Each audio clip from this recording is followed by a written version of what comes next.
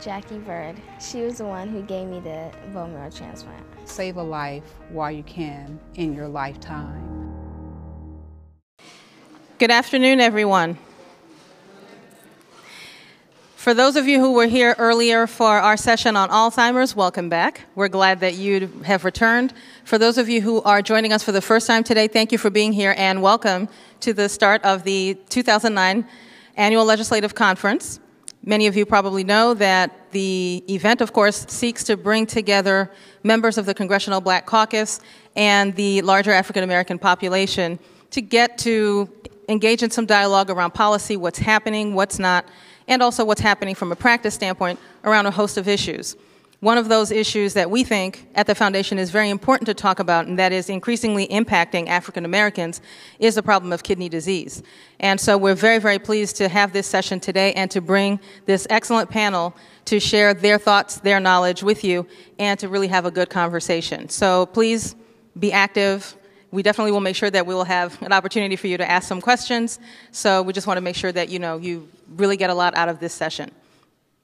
Congresswoman Christensen, some of you already know this, is heavily involved right now in the markup of the health reform bill. So she's hoping to be able to come for this session. She managed to get away for a little bit earlier today and was able to come.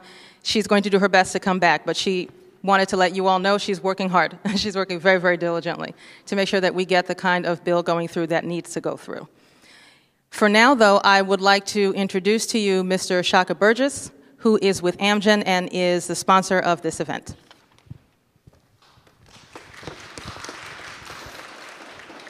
Thank you, Dr. Innocent. I want to first start by thanking the Congressional Black Caucus Foundation and Dr. Innocent for putting together this important forum. We were just discussing how kidney disease doesn't get nearly the attention that we think it deserves on this panel, but this is a welcome addition to the conversation. And as a member of the board of the Congressional Black Caucus Foundation, I want to welcome all of you all to the 2009 Congressional Black Caucus Foundation Annual Legislative Conference. I'm glad you could be here. I just want to say a few words about Amgen before we start. We are the world's largest biotechnology company. We're headquartered in Thousand Oaks, California. I'm actually going to read you guys a little something on this. Amgen discovers, develops, and delivers innovative human therapeutics. A biotechnology pioneer since 1980, Amgen was one of the first companies to realize the new science's promise by bringing novel medicines from lab to manufacturing plant to patient. Amgen Therapeutics have changed the practice of medicine, helping millions of people in the fight against cancer, kidney disease, rheumatoid arthritis, and other serious illnesses. With a broad and deep pipeline of potential new medicines, Amgen is committed to advancing science to dramatically improve people's lives. And so with that, I want to thank the rest of the panelists for their participation here today, and I look forward to a vibrant discussion. Thank you.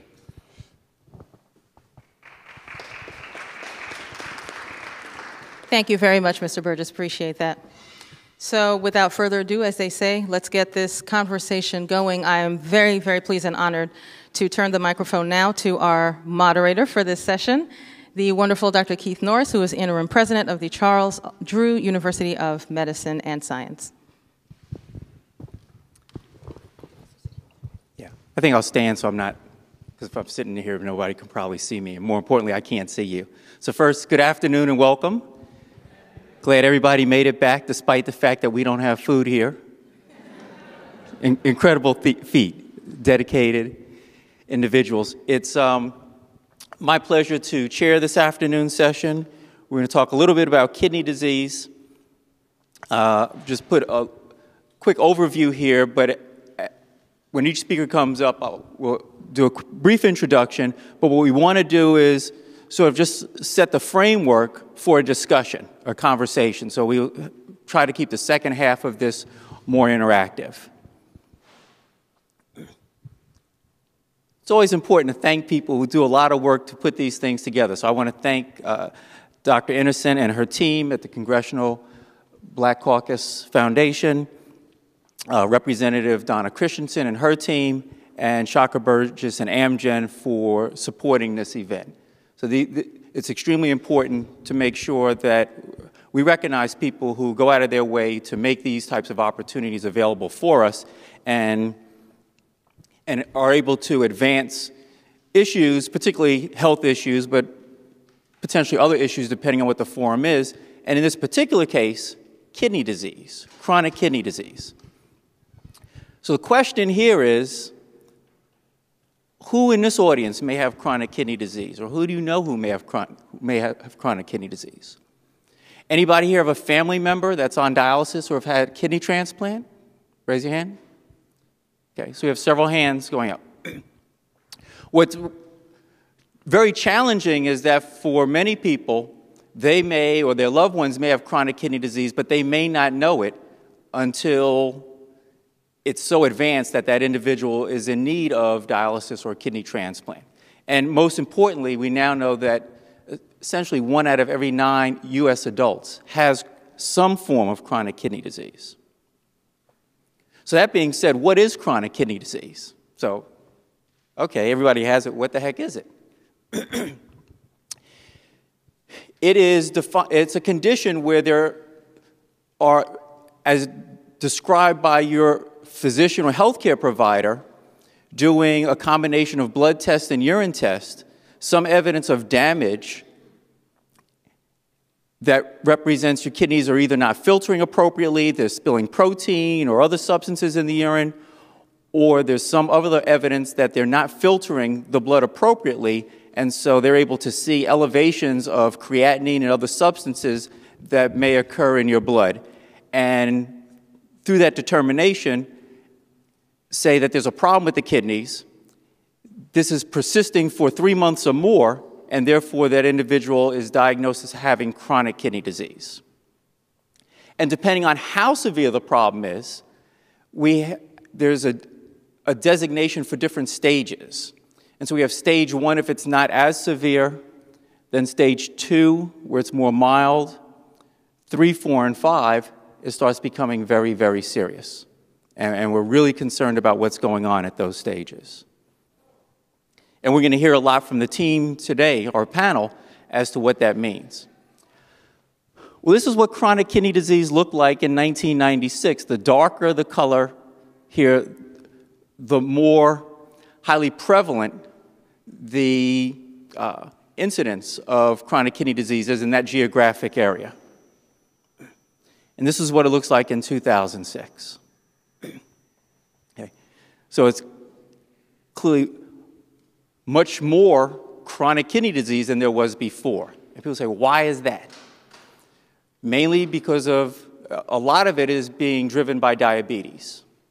But it could also be driven by increased rates of obesity, lack of control of high blood pressure, some other conditions, but it really is being driven mostly by diabetes.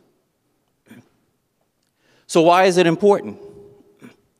One, someone could end up on dialysis, and we see here a progressive increase in the number of people who are on dialysis. Fortunately, the number of new people per year going on dialysis has sort of flattened, and that's good.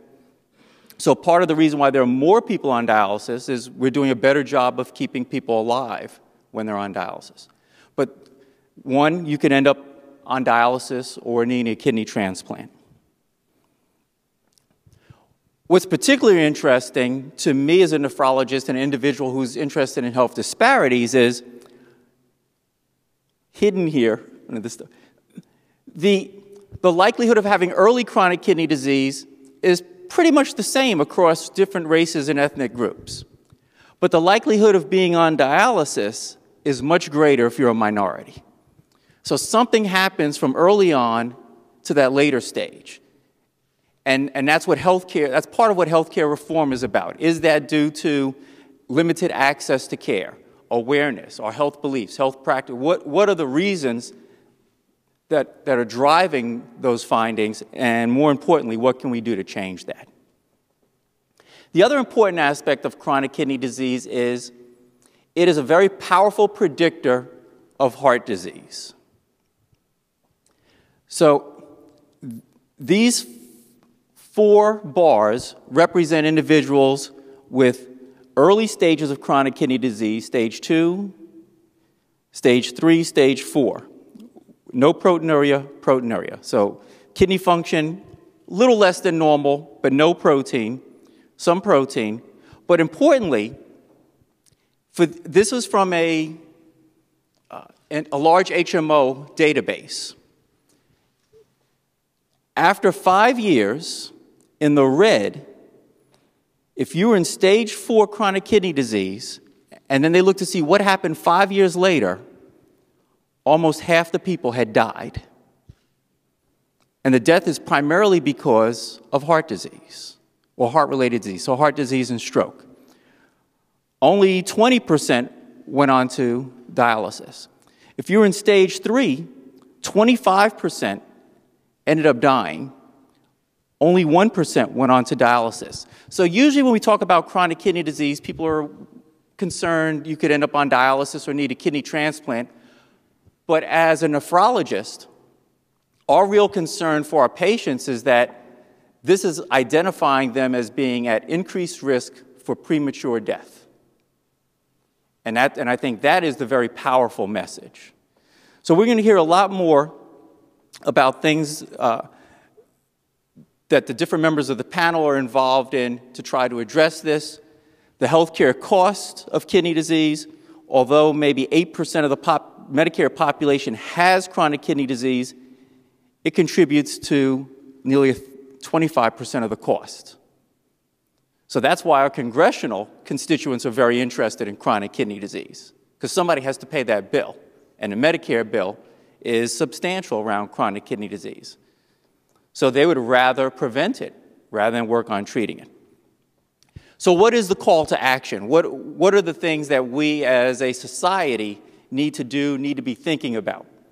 There's an interface at a patient-provider level, an interface at the healthcare system level, at the community level, and we're going to talk a little bit about these today. So it's a pleasure having everybody here. We look forward to having some discussion and some exciting questions and answers after the rest of the panel finishes. So I'm going to stop at this point and turn it over to my colleague, Dr. Myra Kleinpeter, and she's associate professor at Tulane, and she's going to give some perspectives from a provider as far as some of the exciting work that she's doing in New Orleans.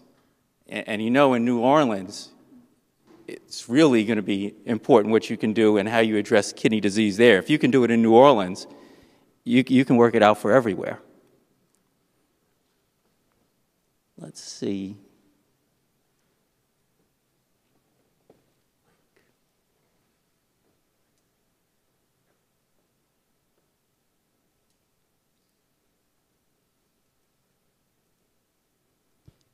Okay, let's give her a warm Washington, D.C. welcome. Thank you, Keith. Can everybody hear me? Are we okay? I want to start off by talking about one of the programs that I'm working with that actually does not have a local base in New Orleans, but we have done a screening recently in the New Orleans area, and then at the end comment on some of the activities that we're doing with chronic kidney disease. So just a brief disclosures. So Keith mentioned what chronic kidney disease was. Once again, kidney damage, and there are many causes, and we will just briefly touch on those. We have stages of chronic kidney disease as identified by the National Kidney Foundation's KDOQI Quality Initiative. And at each stage, we have various actions that we do as providers, and we have actions that are done also as patients. So just another way of the patients that I see in terms of chronic kidney disease, stage 3, which is the majority of the patients that we're following. Stage 4, those patients who have progressed and their kidney disease is not relenting. Unfortunately, a lot of the patients that start off at stage 3 don't progress to stage 4, as Keith mentioned, because they die of cardiovascular disease. Those patients who are classified at stage 5 are those who end up on dialysis, hemodialysis, peritoneal dialysis, or who undergo kidney transplantation. So the prevalence that Keith just showed you in terms of the numbers of patients of chronic kidney disease, you notice that the bars are getting taller progressively as we go from stage 1 to stage 2 to stage 3. But then there's a dramatic drop-off to patients who have stage 5. A lot of that's related to cardiovascular disease, which is driven by diabetes. And I'll have a slide that will show that. If we look at those patients who start dialysis and who start who have chronic kidney disease, the vast majority of those patients have diabetes. Those patients who develop diabetes early, a lot of the patients aren't aware that they have diabetes for several years, and at the time that they are seeing a healthcare provider, a lot of the damage has already been done, both to the kidneys as well as to other organs. About 25% of the patients start dialysis. The cause is due to hypertension. About 10% some other basic structural abnormalities within the kidney, and about 15% all the other causes that we know to cause kidney disease and kidney failure. Unfortunately, there are about 5% of those patients who present to start dialysis. We don't know what caused their problem. These are patients who had not seen a physician, had not seen a community nurse educator, had not seen a public health nurse for any time, and they present with kidney failure and have to immediately start dialysis. So Black Americans have the highest rates of the risk factors. Black Americans are 1.8 times more likely to have diabetes. And if you're part of the southwestern United States as well as the southeastern United States, there are higher prevalence of obesity, also higher prevalence of diabetes. 43% of Black Americans over the age of 20 have hypertension. Compared to white Americans, hypertension develops earlier, and often the blood pressure is much higher. Black Americans also have the highest rates of hepatitis C and the highest rates of obesity, 40% of Black men and about 50% of Black women. One other thing that's often not mentioned, HIV-related kidney disease disproportionately affects Black Americans. There are very few non-Black patients who are on dialysis due to HIV-related kidney disease. The dark line that's on the slide shows that when the highly active antiretrovirals, in terms of the multiple drugs that are used for HIV, that's allowing HIV to become more of a chronic disease, has made a big impact on the other races, but has really not affected the rates of HIV-associated kidney disease in Black populations. So we know that cardiovascular disease and kidney disease are related. Early on, you have those individuals who are at risk. If you look at the bottom of the pyramids, both for kidney disease and cardiovascular disease, the highest individuals at risk are elderly patients, patients with diabetes, and patients with high blood pressure.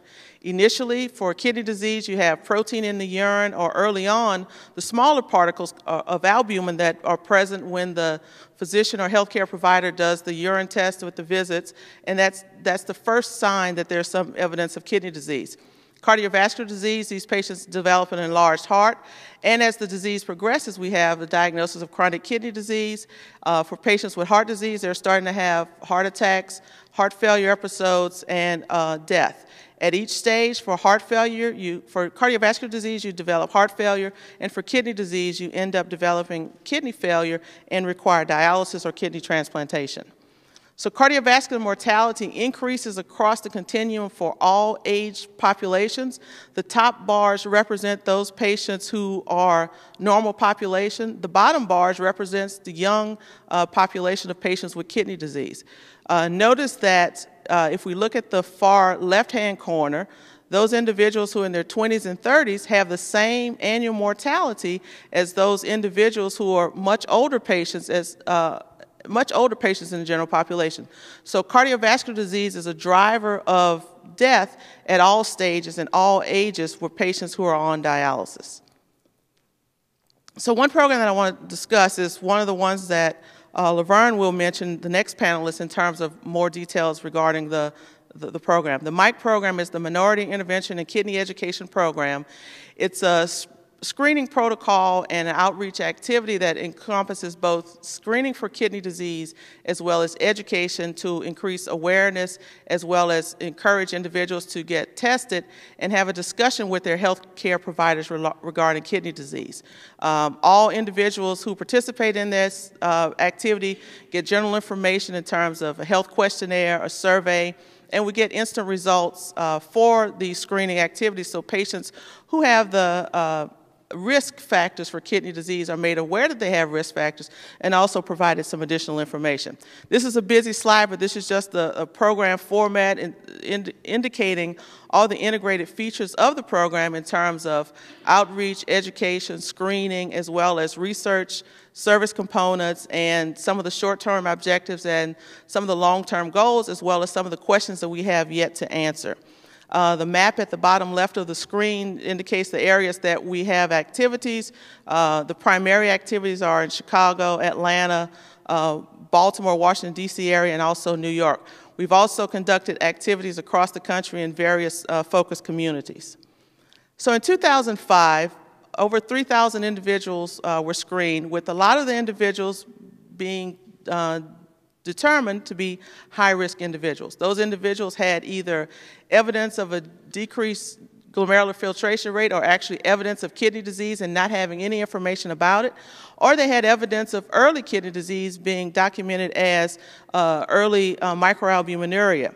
Additional findings, a lot of these patients had diabetes, as well as a lot of the patients had high blood pressure. So about 60% of the individuals had high blood pressure, and about 11% of the individuals had diabetes. Overall, the average in the United States, about 8% of the population has diabetes compared to 11% of this sample. In 2006, about 5,000 individuals were screened, and similar results were also available. One other thing that we did at this time was to get a pulse in terms of determining how many individuals had access to usual sources of health care. We found that 30% of the individuals that participated in these screenings were uninsured. 2007, nearly 6,000 individuals were screened.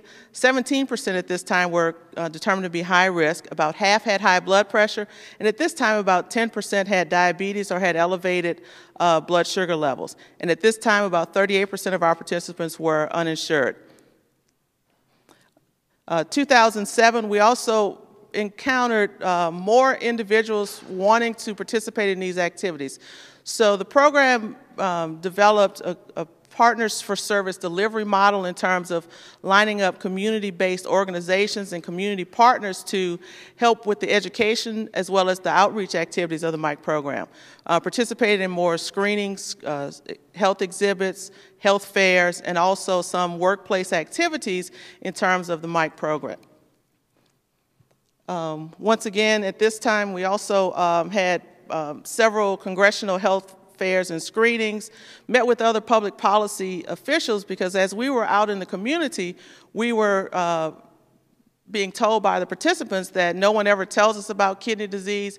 I'm at risk for kidney disease. No one's saying anything. So on a national level, trying to get the word out. So the best way to do that is to work with those people who are in position to change health policy, make health policy, and help get the word available. Our national program sponsor for 2007 was developed as Amgen for these activities.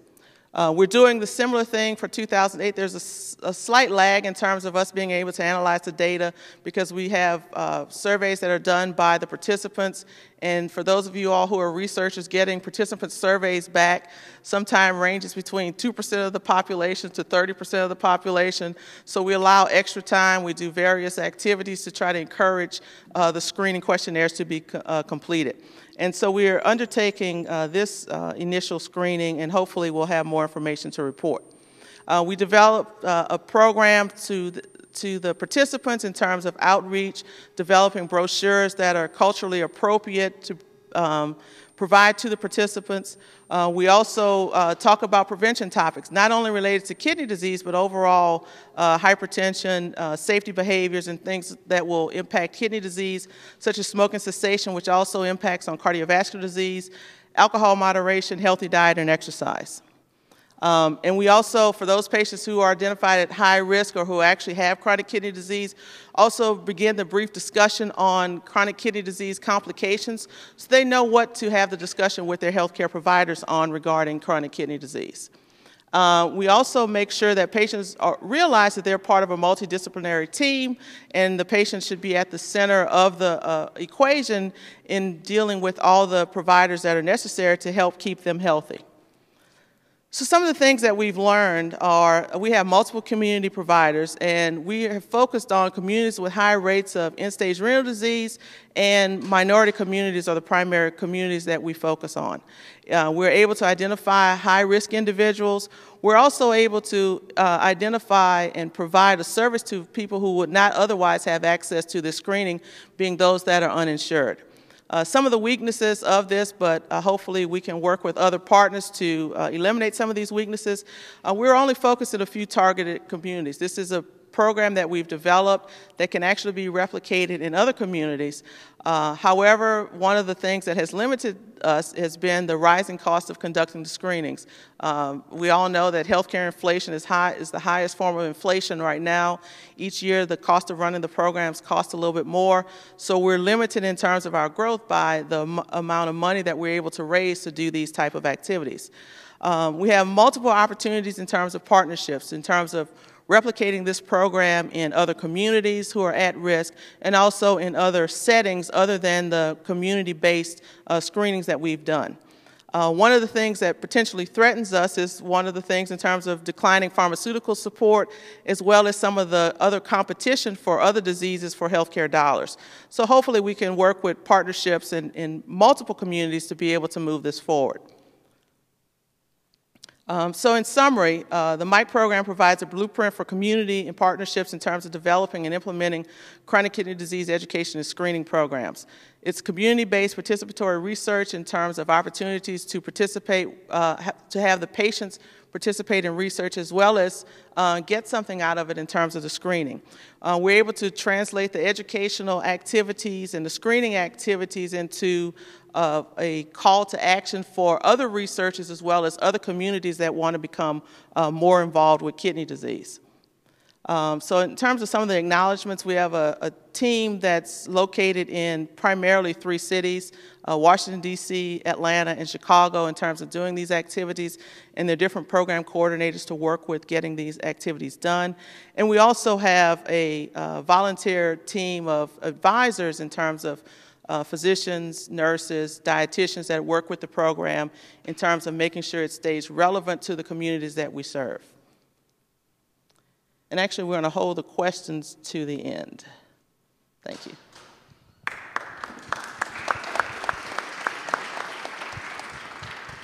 Thank you very much. How many people here have heard of the American Kidney Fund? Raise your hand. Okay. Excellent, excellent. How many people here have heard of the National Kidney Foundation? So we know everybody knows about the National Kidney Foundation and a lot of the great work they do. This is going to be an opportunity to hear more about the American Kidney Fund and a lot of the great work that's going on there. So let's give a warm welcome to Laverne Burton, who is the President and CEO of the American Kidney Fund.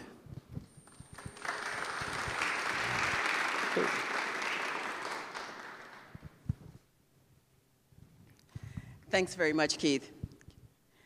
When I was listening to Mara talk, I was saying, you know, we work so closely together. Mara, Dr. Klein-Peter is on our board of trustees and actually chairs our MIKE committee. So you will hear a lot of repetition between what she has said and what I will say. But I don't think we can say it too many times, because this really is a very quiet disease that really is wreaking havoc on our communities. And I'm just very happy this afternoon to Dr. Innocent and the Congressional Black Caucus, as well as Congresswoman Christensen, for giving us the opportunity to assemble this panel and talk about this. I also want to thank my colleagues. I can go through the list of panelists and tell you about various relationships, but I want to move on with the program, so I won't do that. But I just want to thank them for the various ways in which they support the American Kidney Fund.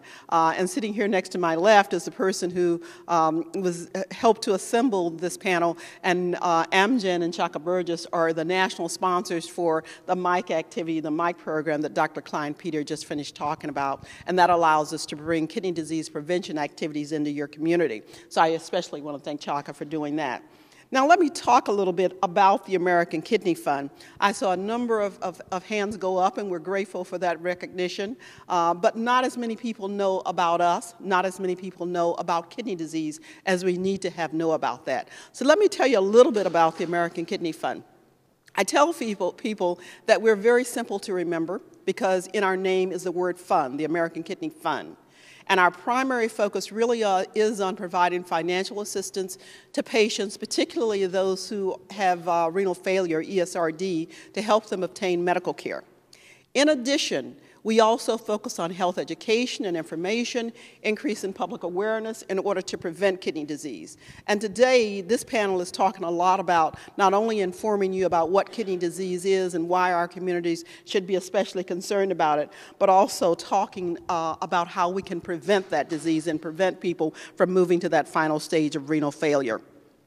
We're very proud of the track record that we have at the American Kidney Fund. We actually provide financial assistance to 1 in 5 patients who are in kidney failure. Last year, 2008, we provided almost $120 million providing assistance to some 72,000 patients to help them with the cost of their medical care. We're headquartered in Rockville, Maryland, but we also have activities and programs in Atlanta, Chicago, New York.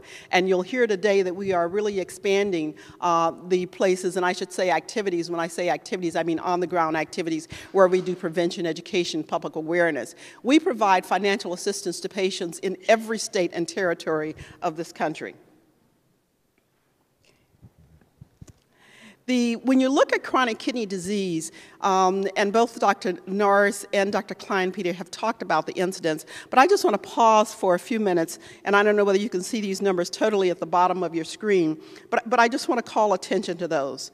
25 years ago, kidney disease was a rare disease. Very few people affected, or we knew of very few people affected. In 1985, there were 113,000 people with renal failure. In 1995, 288. That's more than a 150% increase. By 2005, we were at 487,000 people who were in kidney failure. And today, we're at 525, growing very far too quickly to 800,000 plus people in kidney failure. The program provides, not only imposes a substantial burden on patients who are affected by it, as well as their families, but also in terms of our national economy, in terms of lost days in productivity, in terms of loss from families, and also in terms of public programs like Medicare. Over 6%, almost 6.5% of Medicare expenditures go directly to treat people who have kidney disease for their renal-related, for their kidney-related services. But in addition to that 6.4%, if you take into account all the comorbidities that have been discussed this afternoon and take a look at other treatments that our patients receive for heart disease, for diabetes, for high blood pressure, for the whole range of diseases that our patients have in and outpatient, it consumes almost a quarter of Medicare spending. I pause on that because this really is a call for national action to address this issue, both in terms of the individuals and families that are affected and also in terms of the great financial burden that it is for our national government as well as for the families that are affected. Now, we've talked about what causes kidney disease, but remember as a backdrop here that things are going on and the individuals who are affected in most instances are not really aware that they have kidney disease. Diabetes, high blood pressure, a little over 70% of the cause of kidney disease. But these things are happening to your body and you know that you have diabetes or high blood pressure, you do not necessarily know that it's leading to kidney disease. And one of the things that we're trying to do is to increase, because we do not necessarily have the symptoms of kidney disease early on. One of the messages that we're trying very hard to get out to people is that if you've got diabetes, if you've got high blood pressure, if you've got issues around obesity, you have to address those and address them aggressively, because if you don't, it's almost a certainty that if you continue to live, that you will move into kidney disease. And that really is so much the message that we want to get out. And while that is the call to action and that is the alert, we also want people to know that in the vast majority of cases of kidney disease that are caused by diabetes, hypertension, and obesity, that those cases are preventable. And to have a disease, to move into a disease that imposes, that really is number one, it threatens your life, it threatens your income, your ability to function and relate to your family and perform in the society, and to have something that can impose such challenges on your life when it's preventable is something that we really want to focus on. It's a message that we want to get out to our communities so that for those folks who can prevent this disease, they will do so. Now, we've also talked about why is this a disease that we're focusing on today as part of this Congressional Black Caucus Legislative Weekend? Well, the answer is in the numbers, as has also been talked about today. The incidence, particularly of renal failure, among African Americans is almost 4 times greater than among white Americans. I think Dr. Norris mentioned earlier that when you look at chronic kidney disease, the incidence is not that differentiated among races and ethnicities. But when you move to kidney failure, there is a very dramatic difference, as there is a difference among Hispanics, among Asian Americans, among Native Americans. That has a lot to do with whether or not you're receiving preventive and comprehensive health care on an ongoing basis. Going to the emergency room and treating an incident is not going to help you prevent kidney disease substantially. Getting care on an ongoing basis, identifying your risk and comorbidities, and taking care of those and working with your healthcare provider to aggressively push back on those can help you to prevent kidney disease or at least slow down its progression so that you do not end up with kidney failure. Now, what do we do at the American Kidney Fund? Dr. Kleinpeter has given an excellent summary of our MIC program. What we do in the community is we look for civic groups, we look for social groups, for churches, for governments. We look for organizations that are concerned about health care in the community, for organizations that are concerned about getting information to their constituents. And we work with them to schedule education sessions, to schedule health fairs, where we go in, our staff goes in and talks to members of those groups, and then we schedule health screenings, where we do lab tests for people, and if they test as being at high risk for kidney disease, which means, elevated issues with the protein in the urine, elevated issues with regard to EGFR, which is the best measure for looking at your kidney function, our staff follows up through an individual call with those people. When they take the test, they sign an agreement that we may get their lab test at the same time that they get their lab test. We then follow up to make sure that those individuals understand the meaning of their lab test. We encourage them to see their provider and work with their provider to get the treatments that they need. If they don't have a regular provider, we try to identify resources in the community that will provide low-cost or no-cost medical care. We market this primarily through the history of our program in those cities that we mentioned, Atlanta, Chicago, New York, Washington, D.C. area. But as we have looked at the numbers going up dramatically with regard to renal failure and going up in our communities, we have decided that we have to do more. Quite frankly, while our financial assistance, as I mentioned, is provided throughout the United States, we don't have staff because the financial assistance is coordinated out of our Rockville office. We have some staff in those cities that I mentioned, but we do not have staff and we do not have state chapters all over the United States. To some extent, that's a drawback. To some extent, it's an advantage. And being in that situation, we want to take care of the extent to which it's an advantage. What that has meant for us is that our overhead costs are very, very low. 96 cents of every dollar that we take in goes for either patient assistance or for our prevention and education activities. Quite frankly, I don't know of any other charity that can say that, and that's a great advantage. But it does challenge us in terms of how do we get out this prevention message, how do we get out our public awareness campaigns, how do we get our outreach. And what we have decided to do, and we've been testing this out for the last year, is that we've gone to other groups that have their own constituencies. And we've said, partner with us because we need to get this message out to people. So that we continue to do our various community health fairs, but we're also, for example, this fall in Houston, Texas, we've already working with the state government there, state of Texas, with the city government. We're working with other providers in that area. We are staging together with those organizations a very large health fair focusing on kidney disease. A few weeks ago, we did the same thing in Pittsburgh as part of the Department of Aging's outreach effort. This weekend, we will be doing the same thing in Philadelphia. Those are all cities where we've not traditionally been. In a city like Atlanta, Georgia, where we have traditionally had our activities and we focused on community groups, we've not gone after large employers. So in the city of Atlanta, we just reached an agreement with Georgia Power.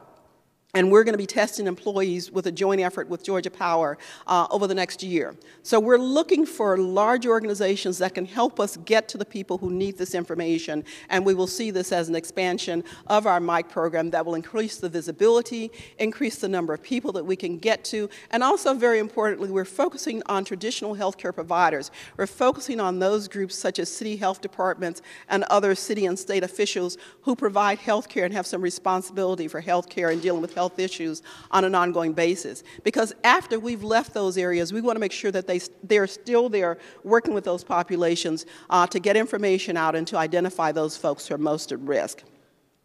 Most of all, when we talk about kidney disease, we're focusing on people.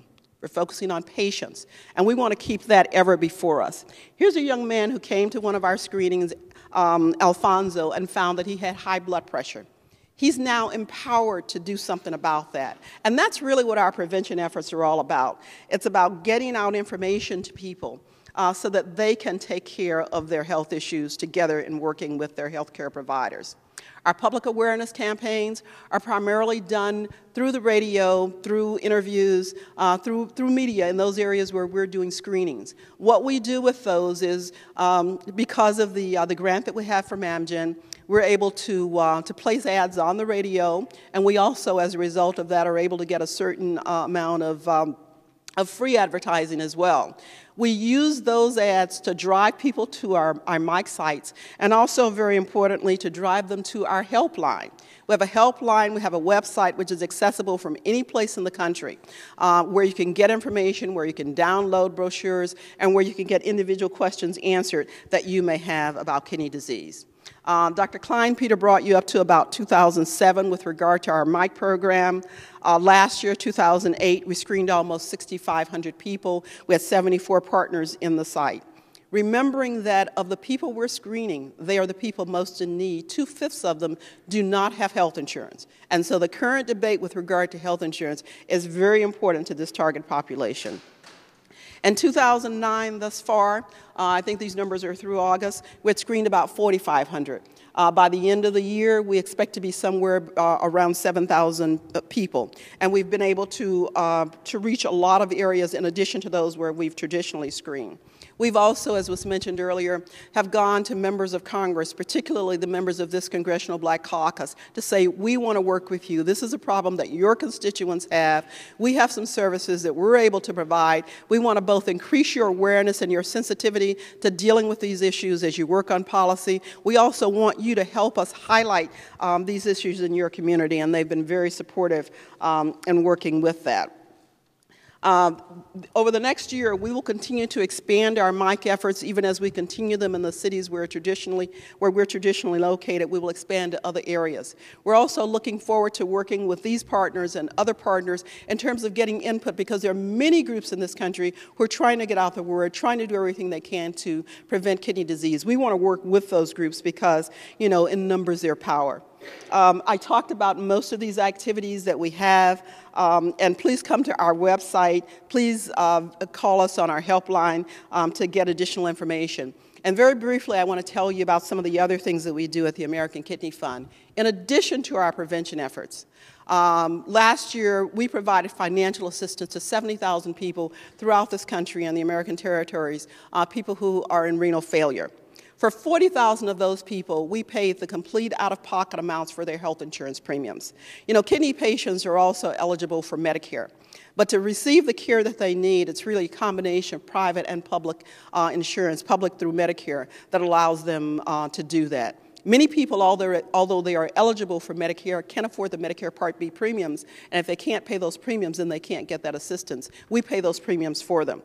In addition, we provide financial assistance to another 30,000 people to help them with some of the out-of-pocket costs related to their medications, to nutritional supplements, to transportation to and from dialysis.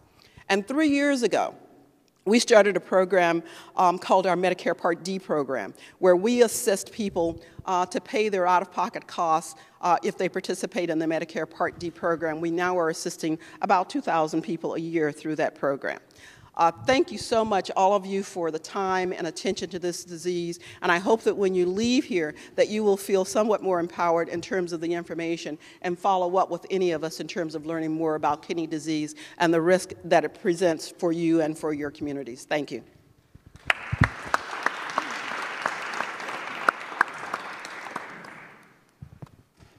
Thank you very much. So now everybody knows what the American Kidney Fund is. All right. How many people here know what the National Institute of Health is? National Institutes of Health. Let's see. We're going to hear a little bit about the National Kidney Disease Education Program from Dr. Narva. Dr. Narva did a lot of work with the Indian Health Service. I just found out he still does consults via telemedicine. And so he's been a national leader in disparities and took over this position about 2 years ago now, maybe? 3 years ago. Let's give him a warm welcome.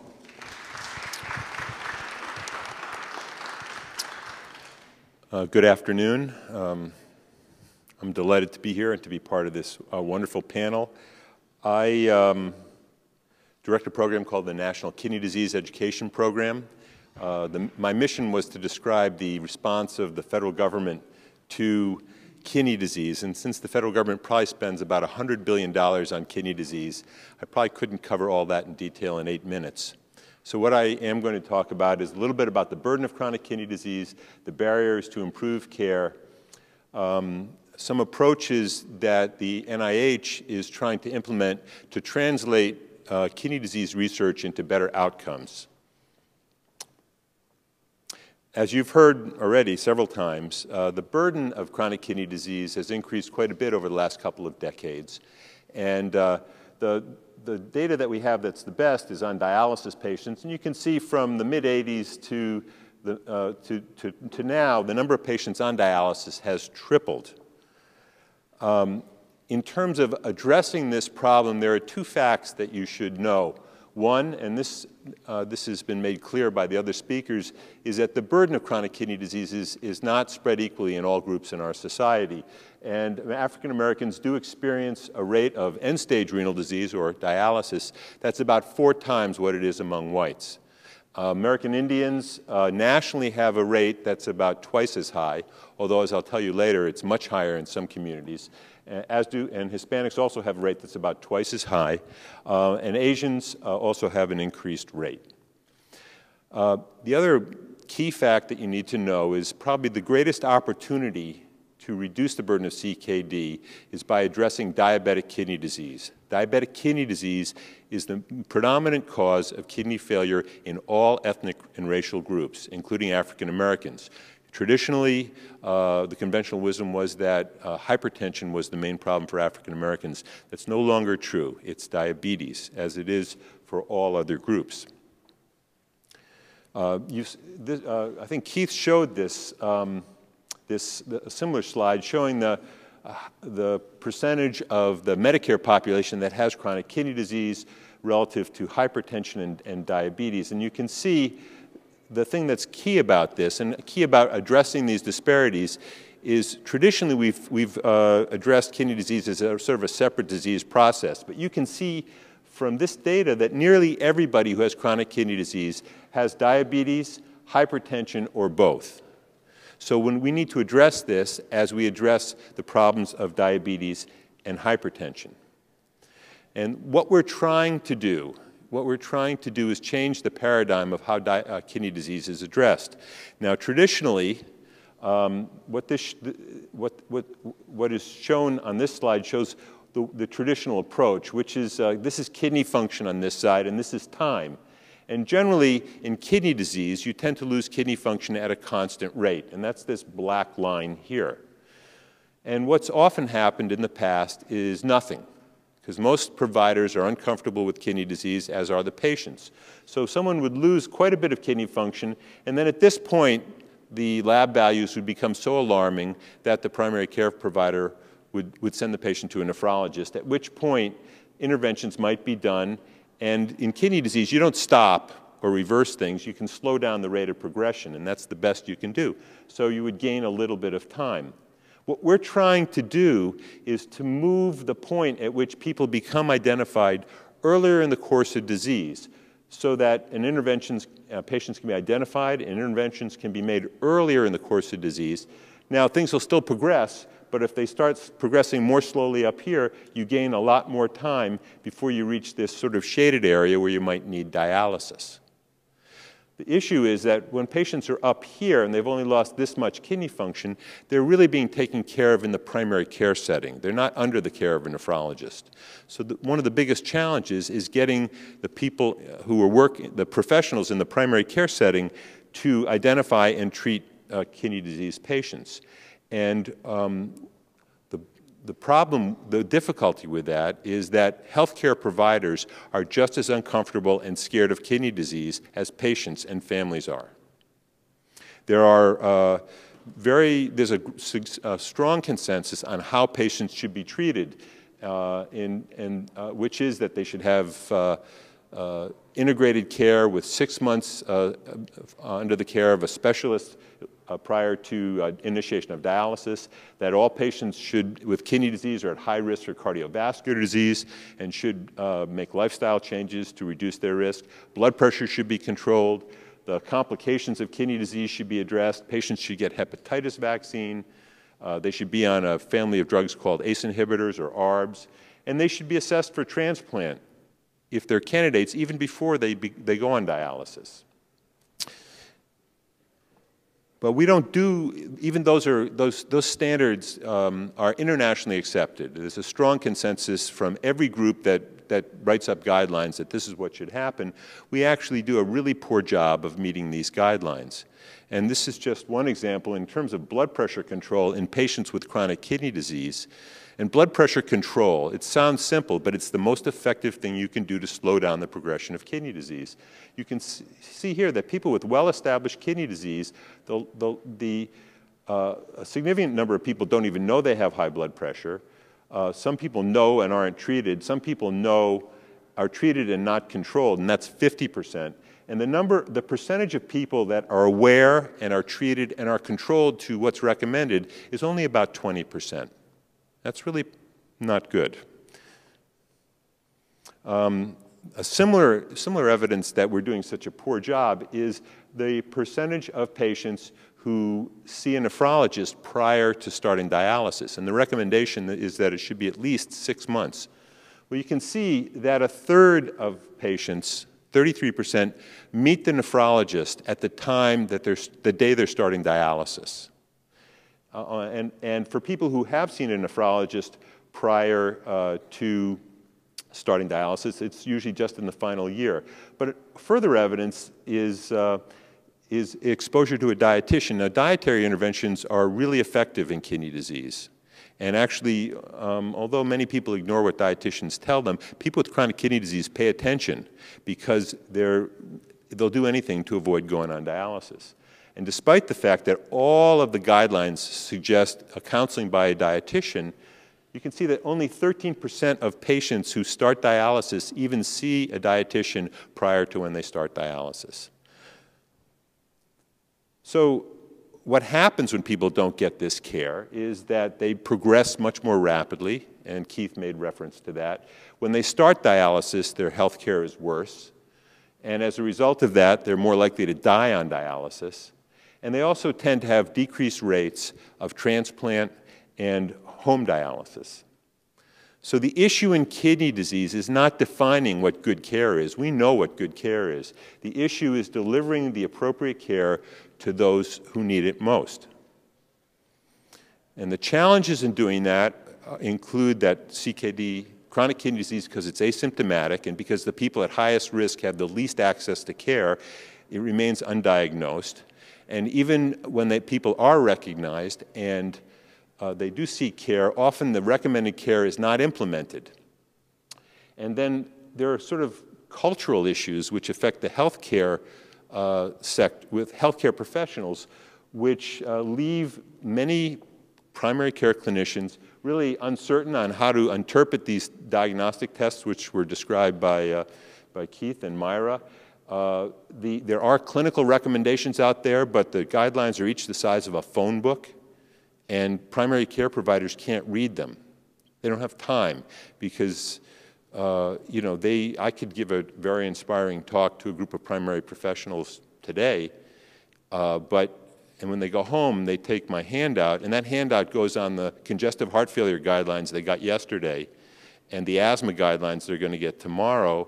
And then on Monday, they're going to get another set of guidelines on screening for domestic violence in the primary care setting. Nobody can do all that or even keep track of it.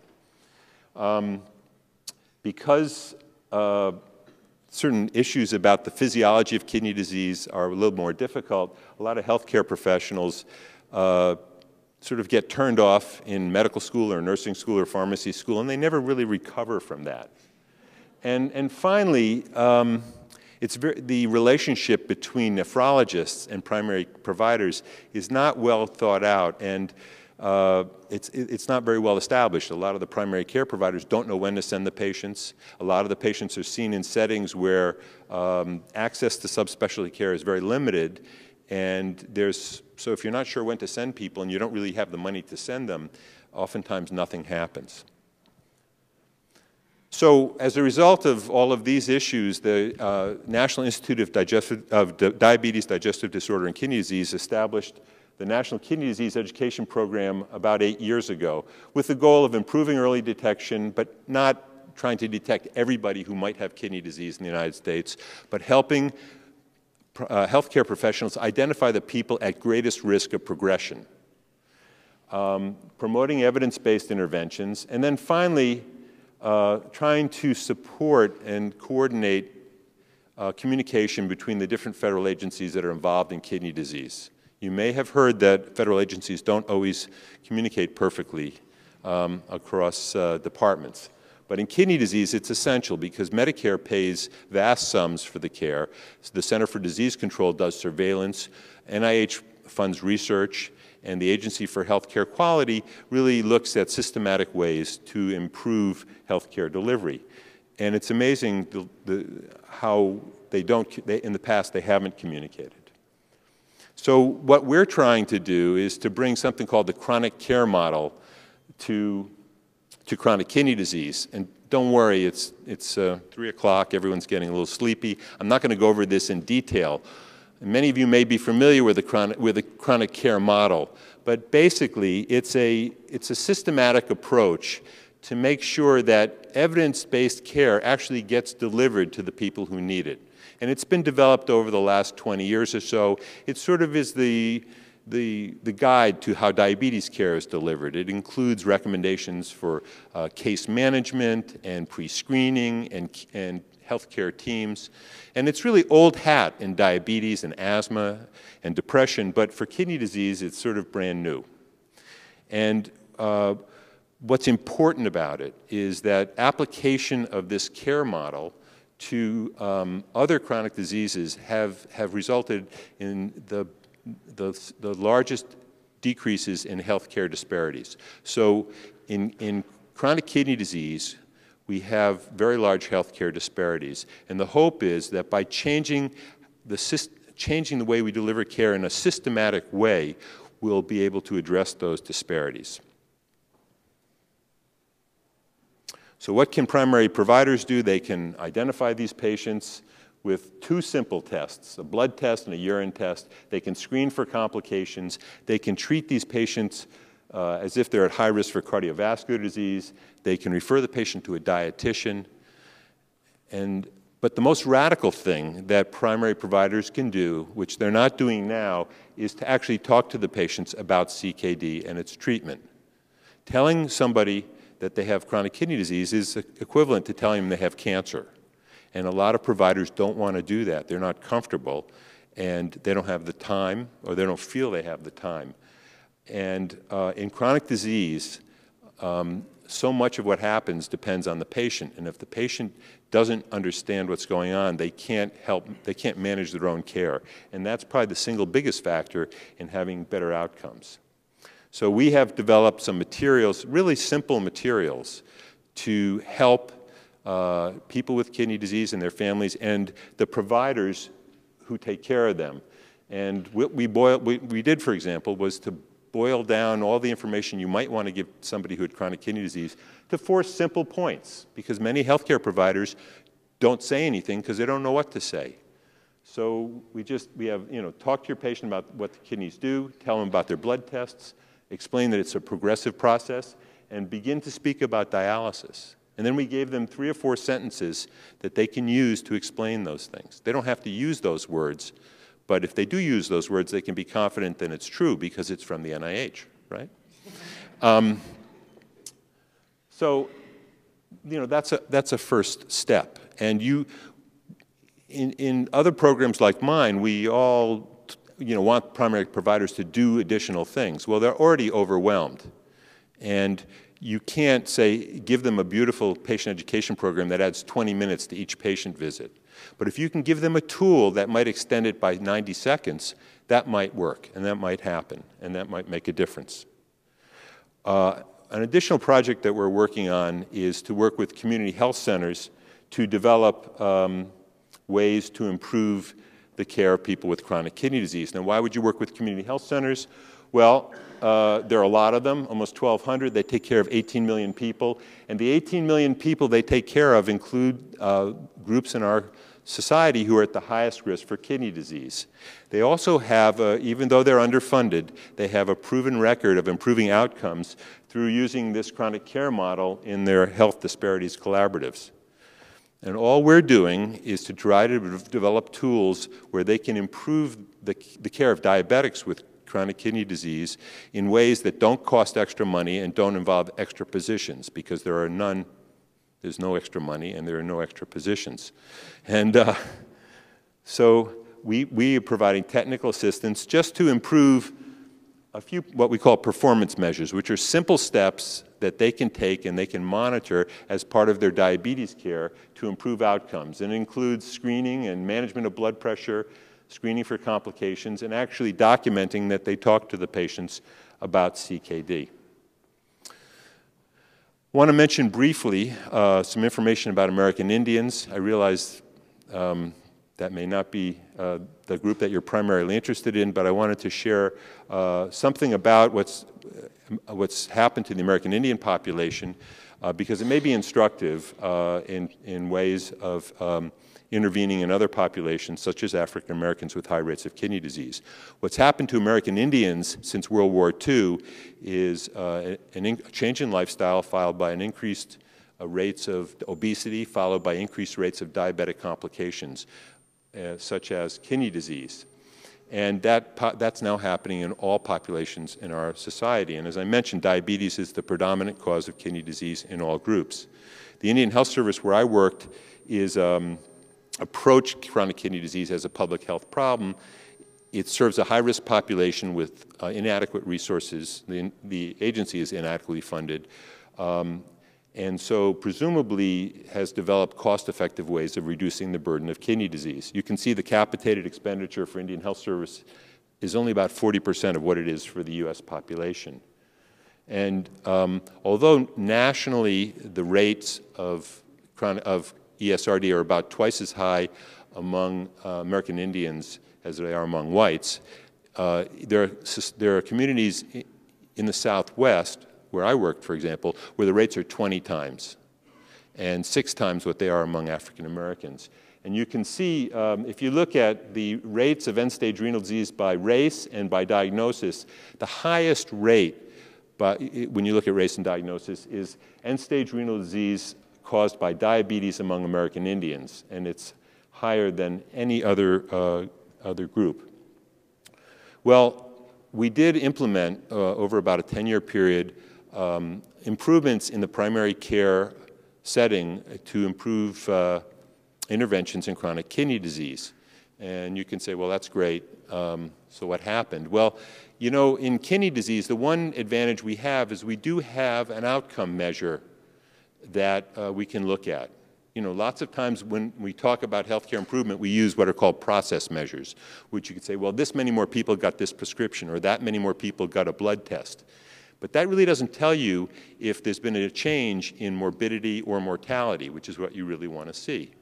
Well, if you look at the rates of end-stage renal disease among different groups, racial groups, over this period of time from 1980 to 2006, you can see that it went up in every group except American Indians, where it began to level off in the early 90s, and it actually has gone down by about 30% since. Now, I can't tell you that that's because of the things that we did, but if you want to think that, that's fine. But the lessons that we learned that we're now trying to apply nationally through the National Kidney Disease Education Program is that chronic kidney disease needs to be addressed routinely as part of primary care, that we need to change how we deliver that care, and that involves not just physicians. It involves dietitians, pharmacists, nurses' aides, everyone in the healthcare setting, that for half of the patients, we can reach them simply by altering the diabetes care delivery system. And the advantage to that is there is a diabetes care delivery system in almost all healthcare organizations, that this has to be addressed as part of a multi-system disease, and that finally, a lot of the way we manage this care shouldn't be focused about when you refer to the nephrologist, because a lot of patients don't have any access to a nephrologist. The focus should be on making sure the patient gets what they need from somebody who's competent to give it, and that may be a family doc, that may be a nurse practitioner. So if we're going to improve outcomes and improve how patients do, we need to improve the care of the patients before they get referred to a subspecialist. We need to focus on patients with chronic kidney disease in the settings where the highest risk populations are served. And we have to work with providers to change what they do, and they do change based on science, hopefully, and the expectations of their patients. So our goal is to collaborate closely with providers serving high-risk communities so that we can develop effective models for CKD intervention in the primary healthcare setting and alter the systematic approach, because that's how I think you make the most progress. So thank you. This final slide just sort of summarizes much of the issue, though, in chronic kidney disease. And this is on the door from the Zuni Indian Hospital where I worked, which serves a population of about 10,000, but has a dialysis unit that has 120 patients in it. It's across the parking lot from the hospital. Up here it says, "Welcome dialysis patients and staff." Below here it says, "Emergency exit only, please keep out, off limits for safety reasons," which sort of conveys the ambivalence that many healthcare providers and many patients, and maybe many of you have, towards kidney disease, which is, this is a really serious problem. I wish somebody else would take care of it. So hopefully we can address that with partnering with the organizations and agencies that are represented here and with all of you. So thank you.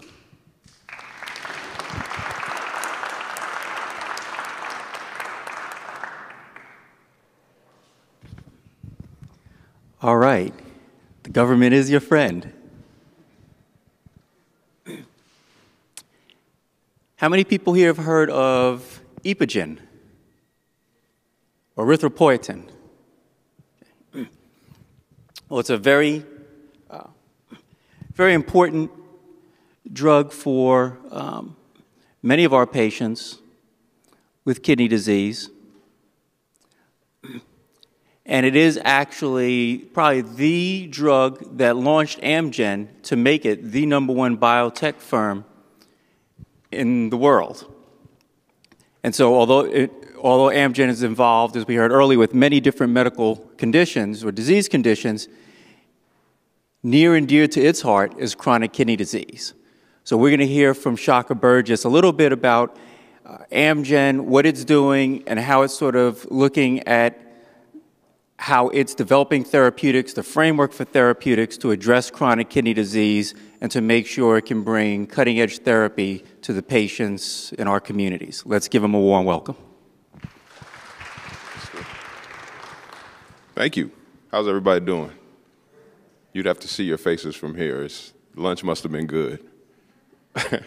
We're going to get you guys out of here quickly. I'm going to walk through some things that we've done at Amgen to talk about a research-based approach to building programs. And I'll say this, we've worked for quite some time with a number of the folks whose organizations are represented on this panel and others. You'll have to forgive the old ALC logo. It's the only one that we could find, apparently. But we've worked with all of these organizations and done fantastic and wonderful work with these groups on the programs that they're involved in. But the question we had to ask ourselves, particularly in a increasingly stringent compliance environment where most of the work that we do with these organizations now is directed to our medical education department for grants. Those of us who work with advocacy organizations, both in the medical community and otherwise in the public policy arenas and others, had to stop and ask ourselves, so what are we funding and why? And how do we make sense, how do we make sense out of what we focus our future funding on? And those folks in the room who might represent other companies, I'm sure, have probably grappled with a similar question as they look at funding priorities going forward.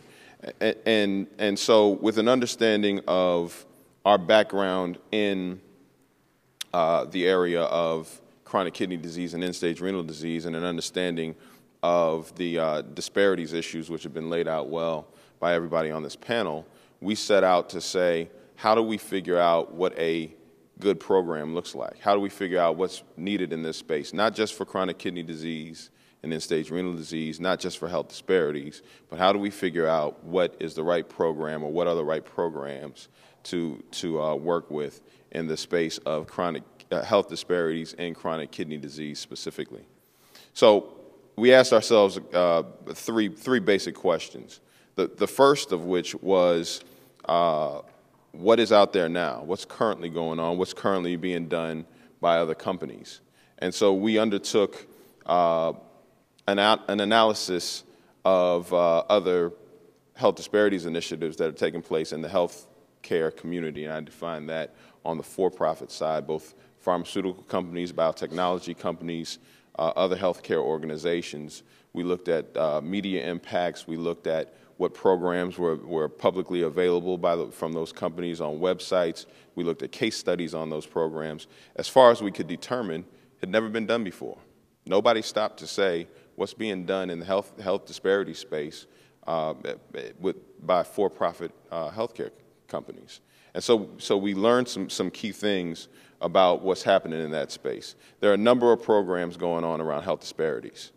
As we just talked about, chronic kidney disease hasn't risen to the level of an HIV/AIDS or cancer or some of these other issues, obesity, diabetes, all of these things, chronic heart disease, all these things that lend themselves to chronic kidney disease. Chronic kidney disease somehow didn't make that list. And so part of it is about raising that as a focus and a focal point and really developing a deeper understanding for people that, look, it's diabetes today, it's obesity today, it's heart disease today, it's going to be chronic kidney disease and end-stage renal disease in the future. And as was pointed out by the rise in numbers, it's hard to quantify it when you're looking at it on a chart or graph. When you walk into a dialysis center and you actually look at the faces in that center, it hits home. It is black and brown. It's Native American. That is who the dialysis population in this country is. So that said, most of the programs address African American and Hispanic populations. There are a few that are focused in the Asian Pacific Island communities. And most people have some space on their corporate website dedicated to talking about the health disparities programs. I didn't tell you a whole lot about this in this deck, but part of it is because it's proprietary and part of it is because I don't want to take up too much time. Second question we asked ourselves is, okay, that's great. We know what it looks like, but what are people out there saying actually works? You know, what do the people who do this every day as their mission say? What does the American Kidney Fund say? What does the National Kidney Foundation say? What do the nephrologists say? What do the nurses say? What do other advocacy organizations say? So we set out to do quite a bit of qualitative market research around just this issue. What do you see out there now? What's working? What doesn't work? What should be going on? We talked to 3 different audiences. We talked to nephrologists, we talked to nephrology nurses, we talked to advocacy groups. Those nephrologists on this panel, we love what you guys had to say. We want to know what the nurses have to say too. They see the patients constantly. And we looked at it from 3 different points of view. We looked at it from the clinicians, the caregivers, and those who specialize in grassroots programs in those areas. And the findings were consistent, that the 3 different audiences all came to the same point, and that is that CKD disparities among minorities are a big deal. They're higher incidences, younger age, and advanced stage before diagnosis, and less compliance. Okay, so those of you who work in this area are like, yeah, that's obvious. You paid a lot of money to find out nothing. But then we said, well, okay, so what in this space is effective? What needs to happen? The answer kept coming back to education. Why education? Education-focused programs tackle more realistic goals. Education can create a domino effect within the with wider-reaching effects, and education can help high-risk patients get better access. And we heard earlier about NKDEP and the work that they've done around education, both on the patient and provider side. Well, why not focus on access? Why not just, if you give everybody access, that'll fix the problem, right? They said no, it's more effective to get these programs to affect change at the grassroots level than it is to just provide an open door for everybody. That's important, but what's more important is that people know what it is, know what the disease state is, and know what they can do to change these behaviors, because as LaVerne said, these are things that are preventable. This is not something that people have to suffer with. These are things that can be prevented, particularly through education and understanding what needs to change in order to get there. And advocacy groups said that companies, pharma and biotech companies, could be helpful in lobbying for expanded access. So we have a role to play there, but the bigger role is education. What would education look like? It should be aimed at patients. Now, this is, again, the qualitative research, so don't blame me, clinicians in the room, for the people saying that they wanted it to go to patients, but they said it should be aimed at patients. Education should ultimately lead to access. People find out what they have, find out what they can do about it, go see a clinician about it and do something about it. And programs need to be longitudinal. They should work on a long-term basis. You can't go in one time, do one screening, and say, okay, we fixed the problem. Because when you look at where this disease lives and how it exists, it's in very defined pockets. You should, Dr. Norris showed the map of where it's expanded to. Those pockets are expanding. But if I told you, and this is absolutely the case, that we've worked with an organization that is identified by zip code where the disease state lives, and then if you took that and superimposed it on a map of congressional districts, and in the top 150 congressional districts, you had the entire Congressional Black Caucus and Congressional Hispanic Caucus, then it drives home the point that this disease lives in black and brown communities across this country, and it continues to expand that way, and in areas where Native Americans are based. So, effective program involves industry resources, advocacy groups, credibility and relationships, community organizations, and their local expertise to build an effective program based on that research. We said that's not good enough. Let's ask another question. Let's ask some of our closest friends and family what they think.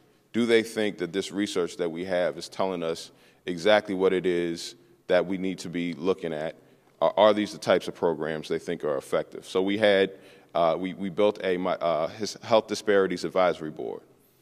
It was made up of a number of prominent nephrologists, prominent advocacy group leaders. Some of those folks are present now, policy representatives. There was general agreement with the focus on education.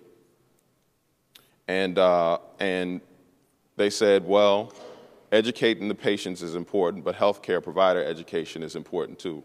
Surprise, we had a lot of nephrologists. But the other thing that they drilled home is that as we talk about this, culturally competent programming is important. You can't just take the mainstream language, for lack of a better way of putting it, and put a different stamp on it, or take your mainstream materials and take a stock photo of a black family and say, okay, that's what we're going to put out there.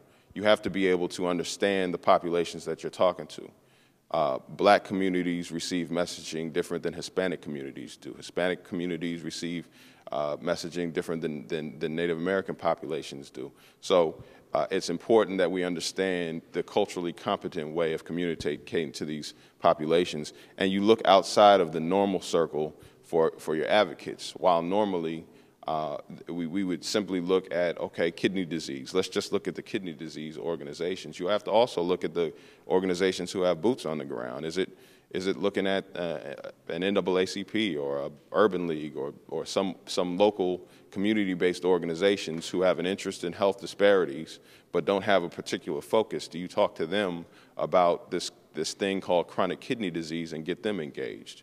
Because the next issue was, it's great that Amgen wants to be involved. It's great that other pharmaceutical companies want to be involved, but all people who are involved in not-for-profit organizations have experienced the program that comes along. It's great for a little while, then it goes away. So you built all of that for what? You spent 2 years working in the community and jazzing people up for what?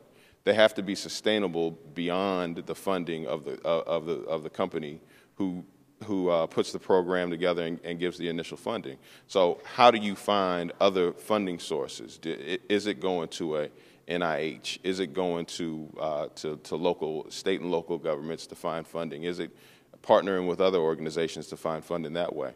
And then consider how you make people care about it at the community level, because that's when they get involved. All politics are local. Well, all healthcare is local. When people hear about it through local screenings, when people hear about it on the radio, when people hear about it through health expos and things of that nature, that's what gets people involved. Again, with sustainability, be the catalyst for a program that ultimately has a life of its own. It's not good enough to do something that's going to last for a couple of years in a community. It's not good enough to do something that only grows or expands to the point that the company that's funding it cares about, because it's a bigger issue than that. While we may care about solving chronic kidney disease in Washington, D.C., which happens to be ground zero for chronic kidney disease next to Chicago, I would argue. What about Los Angeles? What about Houston? What about New Orleans? How do you build a program that can evolve beyond those test cities that you're working in, or where your resources are willing to go? And how do you measure outcomes for people to stand up and pay attention and say, wow, this is really effective? The NKDEP data, particularly in the American Indian population, is amazing. I mean, that says to you they found something that works. So why not look at the something that works that you found and figure out how to superimpose that on a bigger world? So that's just an overview of what we found in our research on how to make and build more effective programs in this health disparities, chronic kidney disease space. Thank you.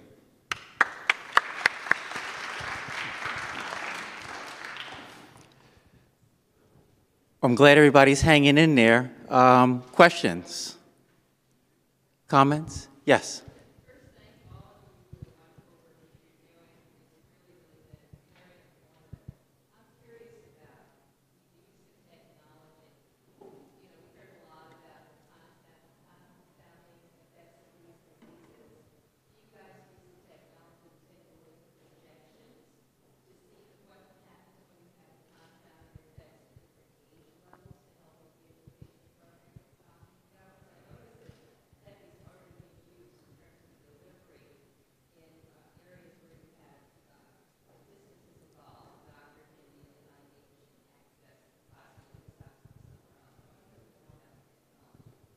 Okay. And technology specifically around estimating?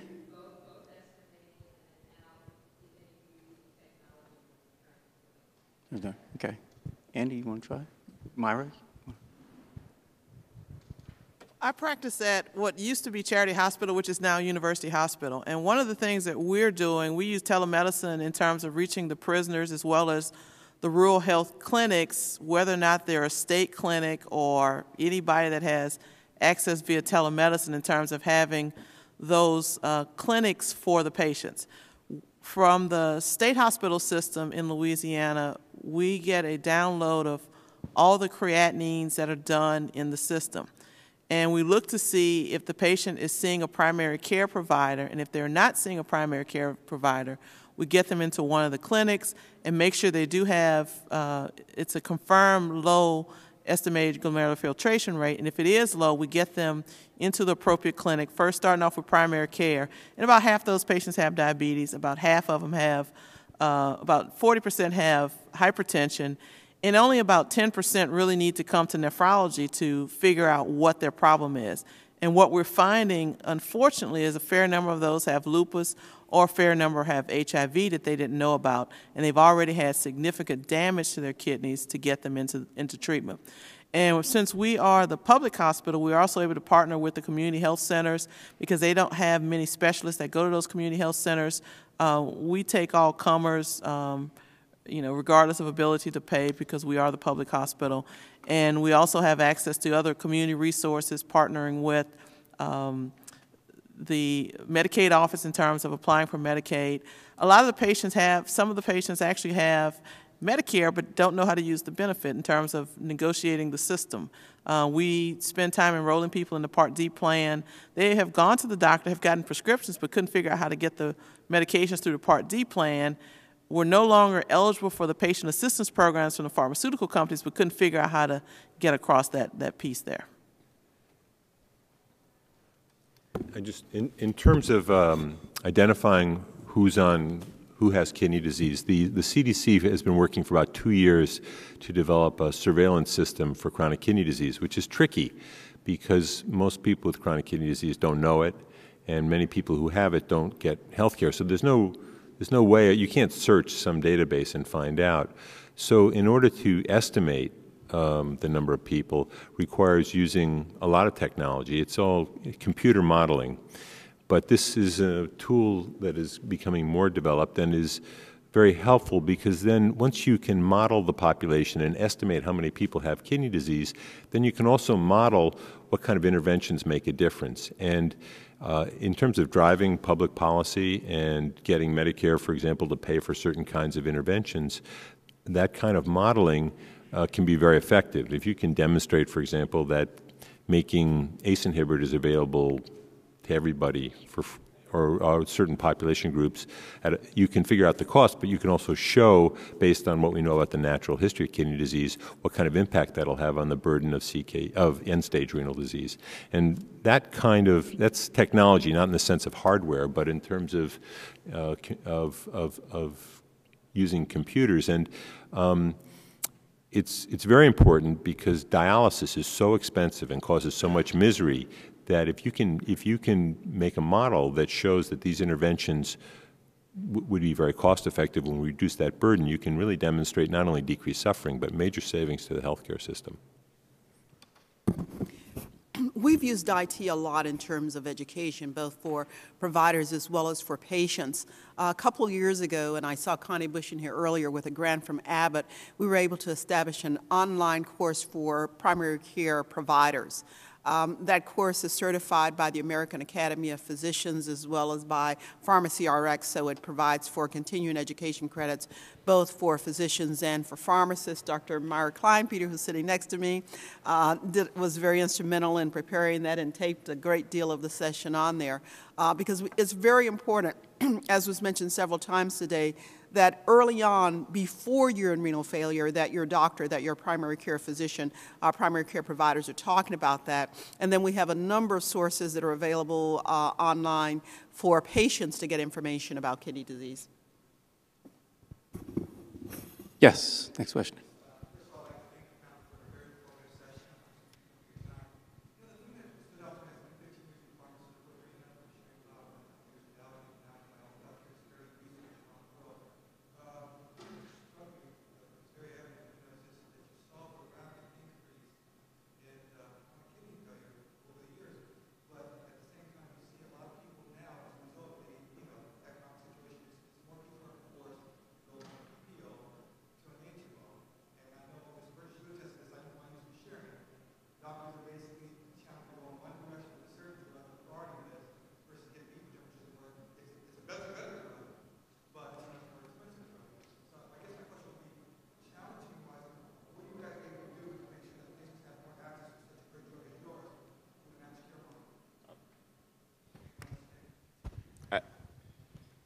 actually, and this part of this informs the Medicare number.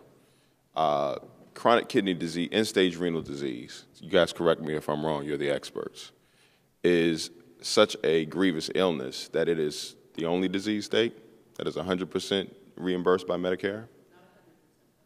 Well,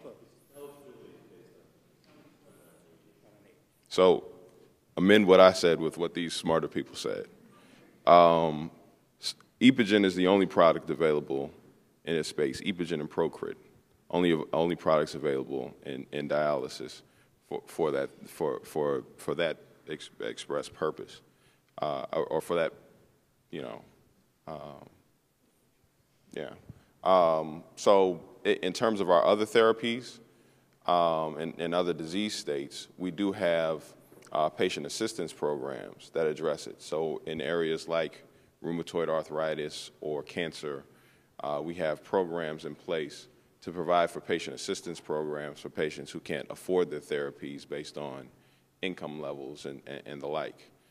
We have those in place for that space, but in the chronic kidney, well, in the end-stage renal disease space, that's covered under the Medicare payment for dialysis. That answer your question?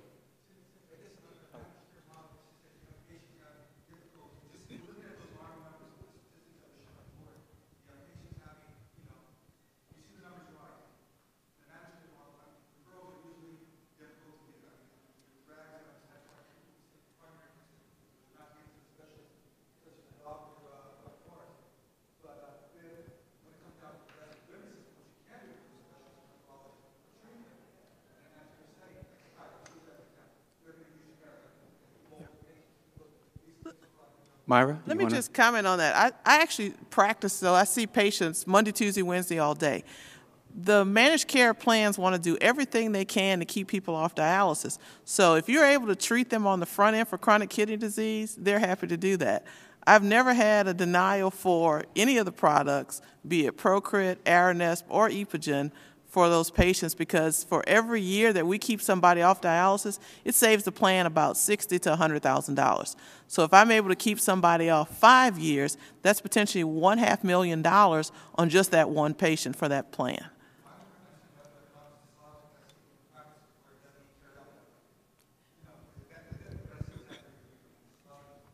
Keith, may I add one thing?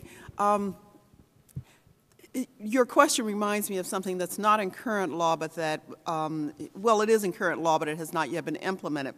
Last week, a rule came out of the Centers for Medicare and Medicaid Service that has to do with legislation that was actually enacted last summer that changes the method of payment for dialysis. And one of the changes that's included in that rule is a proposal to include certain drugs that patients are now receiving orally, and to instead include those in the bundle. If you bundle everything together and provide one single payment, we are concerned as an advocacy organization that will provide some incentive for providers to go to lowest cost drugs. And going to lowest cost drugs may not always be the most appropriate drug for that patient. Those regs just came out last week, and I know we will be commenting on them and others will be commenting on them. And so that is one concern that we have going forward. And I think that's another reason, and it sort of touches upon not just healthcare reform and different types of structured systems for healthcare and healthcare delivery, but comparative effectiveness and what the role of comparative effectiveness research is, because we have these impressions as to one drug versus another drug and a generic. Every generic's not the same. Every drug's not the same. And so someone may be getting a drug for an indication. There may be, let's take high blood pressure, for instance. 2 drugs may lower blood pressure equally well, but that's not what everybody here wants. You want to take a blood pressure medicine because you want to live longer and be healthier. And actually, if you took a drug for high blood pressure and it raised your blood pressure, but you lived to 100 years old and died in your sleep, you'd all take it, and I'd make lots of money. And so comparative effectiveness research is looking at what are the actual outcomes in particular conditions, in particular states, that are associated with a particular medication. And so that's, you know, an interplay that relates very closely to the other aspects of healthcare reform. And clearly kidney disease is a big issue in kidney disease because the cost is so high per patient. And so it's sort of the playing field where a lot of this is being initiated. Lenore. Good to see you. And I don't apologize in public here because she's left me several messages and I have not gotten back to her, but I will. And so don't give up on me. Keep contacting me. Go ahead, Lenore.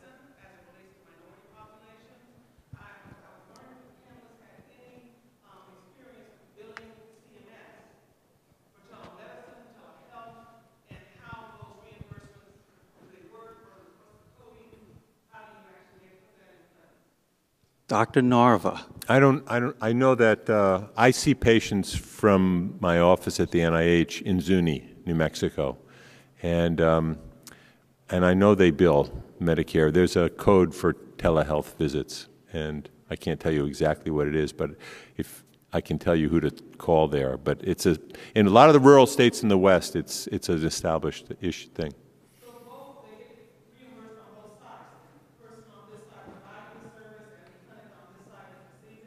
No, I'm a federal employee, so I don't. I already get paid by the NIH. It would be illegal for me to get any other payment. But the healthcare setting, the way it works is the setting that the patient is the organization that collects the reimbursement. So another hand over here, and then we'll go over there.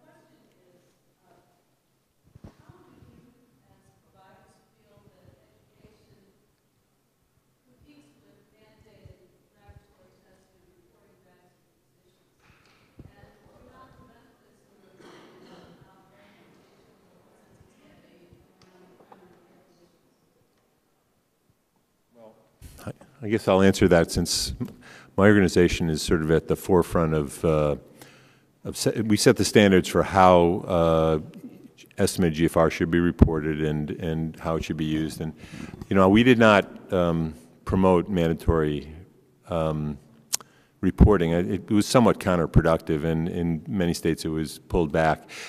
What's happened, though, is that it's the best way to approach this is to convince people that it makes sense and it makes clinical sense. And we work mostly through the clinical chemistry community, the people who run the chemistry labs in hospitals. And it's not universal yet, but it's nearly universal. And it's because the science supports it. And it takes a while to change things in healthcare, but presumably everybody who works in healthcare has science-based training, and if you provide the data and you provide a logical science-based approach, they eventually change. And that's really pretty much what's happening. We're now working on reporting of urine albumin, which is another challenge.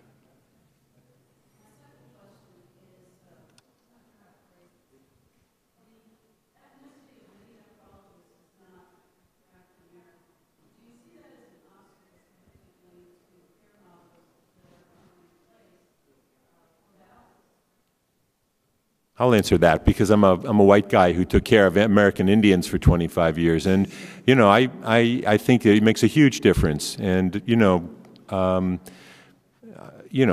couldn't even speak the language of a lot of the patients that I took care of, and the thing that I really learned in doing that is I could never overestimate what I was completely missing. And that was a helpful thing. It's a huge issue. And, in Indian Health Service where I worked, part of the job of it's an Indian-run organization, and the staffing is virtually all Indian except for physicians, where I think it's like 20%. But part of the job of the white professionals is to help support and promote Indian professionals taking their places. And that's absolutely true.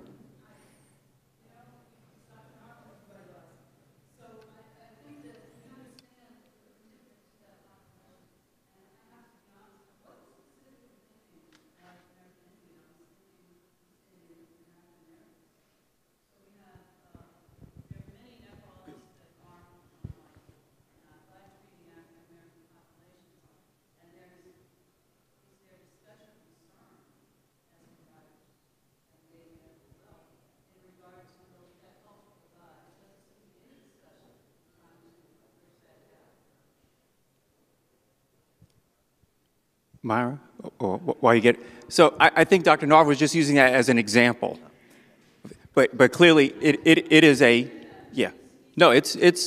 it's big, and so one thing we have to do, one thing that's to be very important, is looking at the health professional pipeline, and how are we inspiring future nephrologists and future pharmacists, future physicians, future scientists? How are we supporting them? And how are we going to help transform what is right now unfortunately, a fairly pathetic profile of minority physicians, minority scientists, minority health professionals? And so I think it's an extremely important conversation to have. There's actually, from a medical perspective, looking at the historically black medical schools and the role that they play in training physicians. There is an article in this month's Journal of the National Medical Association. And so I'll refer you to that. It sort of talks about the importance of having institutions that are committed to training individuals who are sensitive to the needs of their respective communities. So clearly for historically black medical schools, that's important. There are other minority-serving institutions that focus more on Native American communities, Hispanic communities, but I think it's extremely important. I think what Dr. Narver said and what you said, that a lot of people are still missing, is that regardless of how compassionate and dedicated someone may be to to serving people that come from a different culture, which is very important to happen first, but there's still going to be many cultural differences, just as there may be gender differences, and a lot of things may get missed. And so it's going to be very crucial to try to increase the number of providers. And for dialysis, it's particularly important because we see such a high number of black patients and a low number of black nephrologists, so it becomes magnified even greater in that particular population.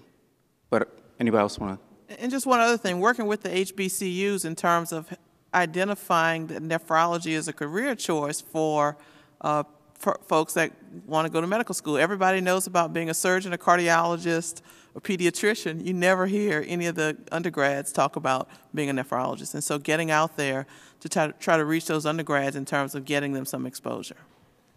Kindergartens, we got to get like on the Cheerios boxes or something. Nephrology. Yes.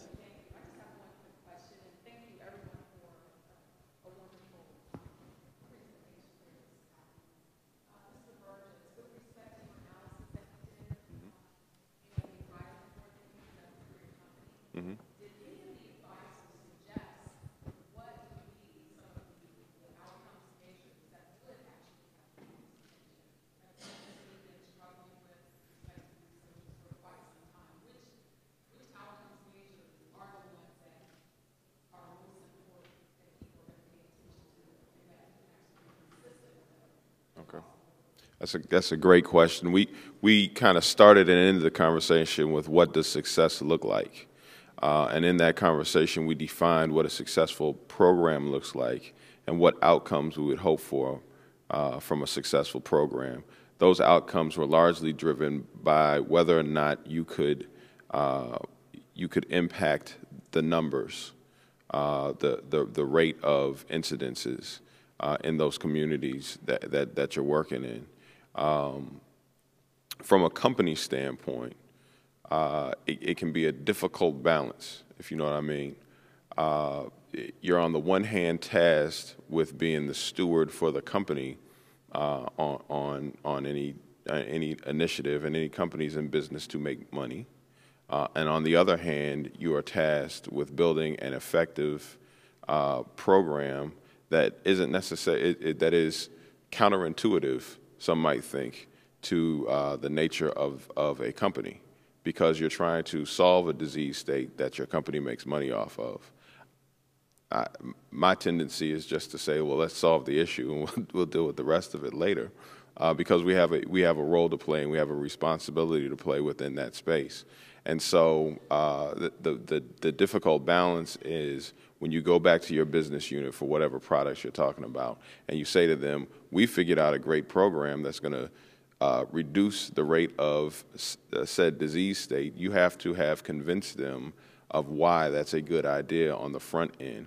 Not only because it's the right thing for you to do as a company, as a good corporate citizen, but also because of the pandemic that is being experienced, particularly in an area like chronic kidney disease. And by the way, look at the population that you're dealing with. And if we're dealing with a population that is black and brown, then are we spending our resources in populations that are black and brown? If we're not, then this should be an easy equation to solve. That's oversimplifying it, but I think you understand where I'm coming from. We're winding down, so I think the panel will be here hopefully for a few more minutes. We're going to have some closing remarks, but first, if everybody can give the panel a nice hand of applause.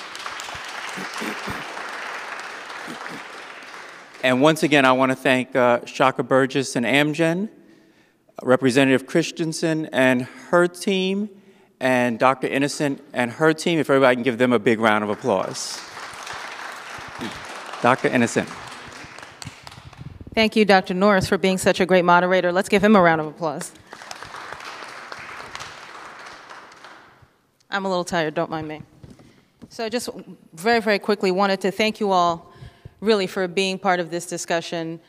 You know the work that we do at the Foundation, we really try to bring you very critical information to try to really help people to understand a lot of diseases that are impacting us better, to really have a sense of what's coming down the pipeline, to let you know about the work that's actually happening by a number of organizations, and the number of minority and non-minority leaders who are really trying to make an impact and really trying to get information out there. So thank you so much, especially if you were here for both sessions, and I think that's actually a large number of people here, so really, really thank you. Jackie Bird. She was the one who gave me the bone marrow transplant. Save a life while you can in your lifetime.